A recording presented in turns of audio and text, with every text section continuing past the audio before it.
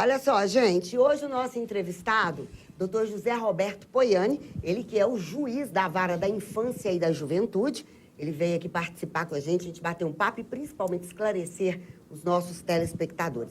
Em primeiro lugar, boa noite, muito obrigada pela presença do senhor, viu, doutor Zé Roberto? Muito obrigada mesmo, viu? Boa noite, obrigado pelo convite. Pois é, a discussão que está hoje rolando no Brasil inteiro, maioridade penal. Então, em primeiro lugar, todo mundo discute isso. Em outros países, né, as idades se divergem, tem lugares, aí a gente até fez uma tabelinha, tem lugares aí que a idade, a maioridade penal, olha lá, o senhor pode ver. Ó, 14 anos, 13 anos, Suécia, 15 anos e etc. E no Brasil a gente está discutindo sobre isso. A discussão está muito acirrada, alguns são contra, outros a favor. Então, primeira coisa, eu gostaria que o senhor explicasse o que vem a ser a maioridade penal. Primeira coisa. Maioridade penal no Brasil consiste em que os jovens até 18 anos não respondem criminalmente pelos atos praticados. Ocorrendo ato infracional, que é o nome que se dá para o adolescente que se envolve com um crime, ele passará a cumprir medidas socioeducativas. Agora, por que não funciona no Brasil e em outros países, igual a gente está vendo ali, doutor Zé Roberto? Por que funciona? É uma questão cultural, é a nossa legislação, afinal de contas, por quê?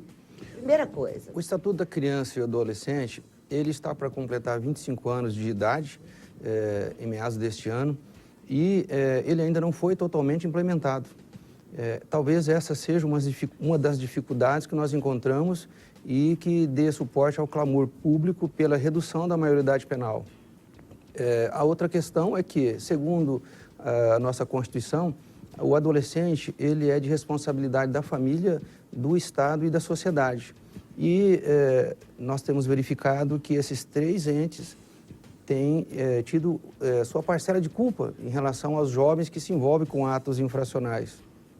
Agora, preocupa, porque Uberlândia, a gente acompanha muito essas ocorrências policiais, a gente sempre fala, tem algumas imagens aí, é lógico, nós não podemos mostrar o adolescente, etc., mas eles fazem gestos obscenos e, principalmente, aquela velha história, e isso nos preocupa, até quanto sociedade.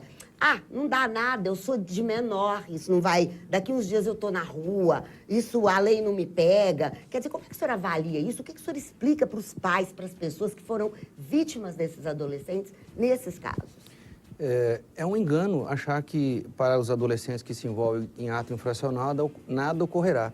O Estatuto da Criança e do Adolescente prevê que em casos de atos praticados com violência ou grave ameaça, reiteração de ato infracional grave, ou descumprimento reiterado e injustificado de outras medidas anteriormente propostas, eles fiquem internados por até 3 anos. Essa internação é revista a cada 6 meses e esses jovens são colocados em centros socioeducativos.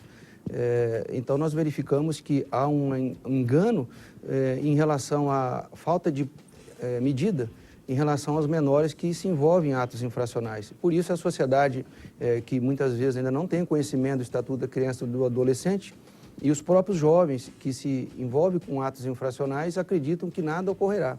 Porém, a nossa legislação atual, ela pune e aplica o que nós chamamos de medidas socioeducativas a esses adolescentes infratores. Bom, outra coisa, outra pergunta que a gente também, são muitas as curiosidades, até para esclarecer. A presidente Dilma, recentemente, ela deu uma entrevista onde ela fala que ela é contra a maioridade penal ser diminuída, digamos assim, que a maioridade penal baixe para 16 anos. Segundo a própria presidente Dilma, ela fala que no Brasil, na opinião dela, cerca de 10% dos crimes são praticados por menores. O senhor acredita mesmo nesse índice? Então, em síntese, é o seguinte, a presidente Dilma, na opinião dela, só cerca de 10% de menores que cometem crimes, atos infracionais no Brasil. O que o senhor acha disso?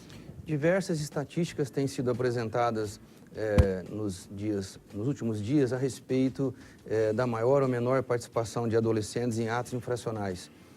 Eu acredito que esse número ainda não é um número plenamente confiável, na medida em que nós não temos dados coerentes, corretos, para avaliar se um jovem de 15, de 16 ou 17 anos, ele realmente representa 10% do total de atos infracionais ou crimes que ocorrem.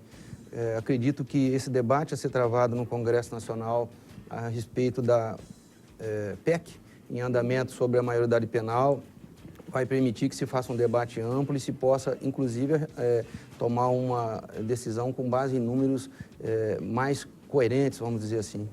Doutor Zé Roberto, eu sei que é muito difícil no dia a dia ali do senhor. São famílias que às vezes imputam a responsabilidade nas escolas, que as escolas são culpadas e vice-versa. Eu sei que não é fácil.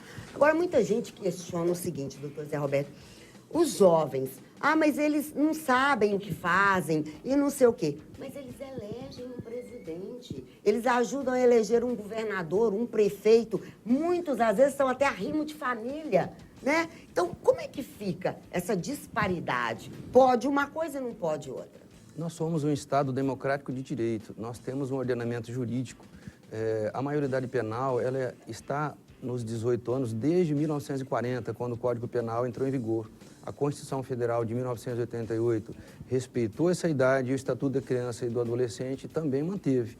É uma opção do nosso legislador. Os nossos constituintes, os nossos legisladores optaram que a maioridade penal seja atingida aos 18 anos.